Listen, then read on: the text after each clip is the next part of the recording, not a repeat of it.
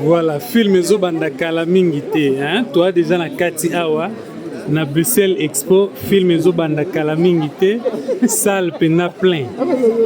Salle yango yo plein. Bruxelles Expo, Rumba Royale, avant-première Fally Ipupa au côté Moussousou. Donc esimbi quoi, esimbi. Donc voilà, toi la Bruxelles Expo, Rumba Royale, salle plein. Babiso batokomaki avant. Bon, on ne s'attendait pas qu'il retourne quoi. Mais tondi. Voilà. Alors, Oyo, je ne sais pas si c'est la 3e, 4e ou 5e vidéo. Mais sinon, voilà.